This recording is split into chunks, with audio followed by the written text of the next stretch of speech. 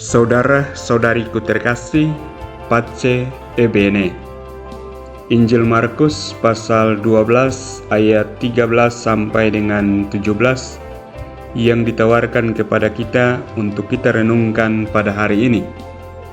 Mencatat, mengemukakan pertemuan Yesus dengan beberapa orang Farisi dan orang-orang Herodian yang berusaha untuk menjebaknya dengan pertanyaan mereka. Mereka bertanya, apakah kami boleh membayar pajak kepada Kaisar atau tidak? Dalam tanggapannya, Yesus mengajukan pertanyaan balik yang bijaksana. Serahkanlah, berikanlah kepada Kaisar apa yang menjadi hak Kaisar, dan kepada Allah apa yang menjadi hak Allah. Renungan kita hari ini mengajak kita untuk merenungkan tentang pentingnya memberikan yang sepenuhnya kepada Allah dan yang diminta oleh otoritas manusia.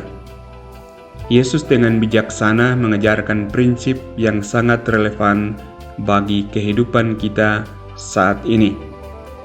Ketika Yesus mengatakan, serahkanlah kepada Kaisar apa yang menjadi hak Kaisar, Ia mengajarkan bahwa kita sebagai warga negara memiliki tanggung jawab untuk memenuhi kewajiban sosial, termasuk membayar pajak dan menghormati hukum yang berlaku.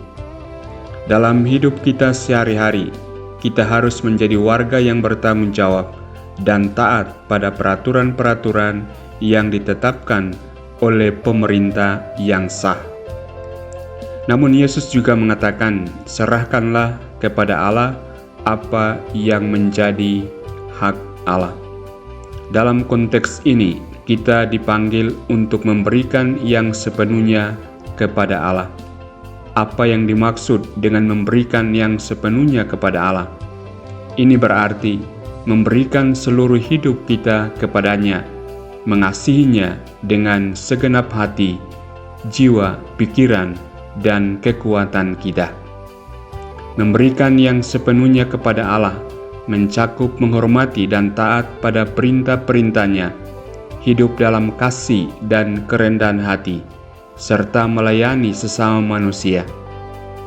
Ini juga berarti mengakui bahwa segala yang kita miliki berasal dari Allah dan menggunakan segala karunia yang diberikannya untuk kemuliaannya dan untuk kepentingan orang lain.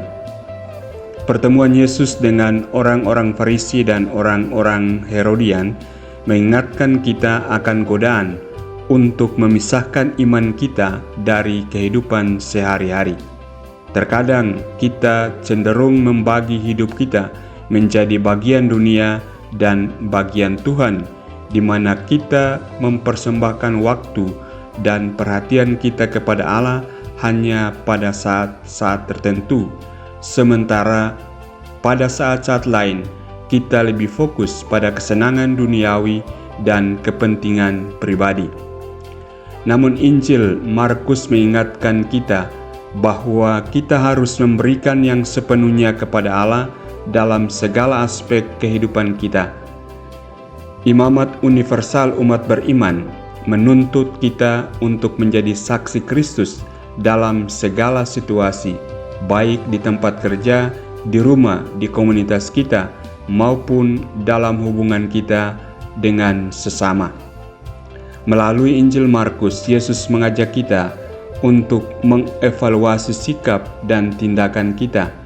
Apakah sudah sesuai dengan prinsip memberikan yang sepenuhnya kepada Allah dan yang diminta oleh otoritas manusia?